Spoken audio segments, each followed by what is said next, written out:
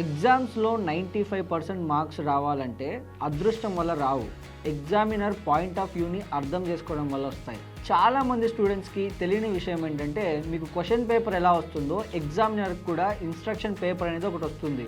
ఆ ఇన్స్ట్రక్షన్లో ఉన్నట్టు స్టూడెంట్ కూడా ఎగ్జామ్ని కరెక్ట్గా రాస్తే ఎగ్జామినర్ కంపల్సరీ మార్క్స్ని ఇవ్వాల్సిందే. సరైన కీవర్డ్, ఎక్స్ప్లెనేషన్, ఇన్స్ట్రక్షన్స్ ఇవన్నీ పాటిస్తే ఫుల్ మార్క్స్ పక్కా ఇవ్వాలి.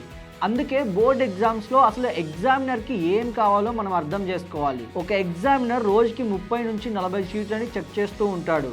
అలాంటప్పుడు మీ ఆన్సర్ పాయింట్ వైజ్గా క్లియర్గా క్వశ్చన్కి సంబంధించినట్టు ఉంటే మీకు పక్కా మార్కులు ఇస్తారు. కానీ ఆన్సర్లో అవసరం లేని కథలు, అనవసరమైన థియరీ, సంబంధం లేని విషయాలు రాస్తే ఎగ్జామినర్కి ఫోకస్ దెబ్బతింటుంది. దాంతో మీకు మార్కులు కట్ అవుతాయి. బోర్డ్ ఎగ్జామ్స్లో హై స్కోర్ రావాలంటే ఎక్కువగా రాయడం కాదు, ఎగ్జామినర్ ఇన్స్ట్రక్షన్స్కి అనుగుణంగా రాయాలి.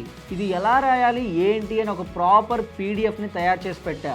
ఇందులో ఆన్సర్ని ఎలా రాయాలి, కీవర్డ్స్ ఎలా రాయాలి, పేపర్ని స్మార్ట్గా ఎలా అటెంప్ట్ చేయాలి, ఈ డీటెయిల్స్ అన్నీ ఈ పీడిఎఫ్లో ఉన్నాయి. ఒకవేళ మీకు ఆ పీడిఎఫ్ కావాలనుకుంటే మన ఛానల్ని ఫాలో చేసుకొని కమెంట్ బాక్స్లో ఎగ్జామ్ అని కమెంట్ చేయండి. డైరెక్ట్గా మీకు డిఎం చేస్తా.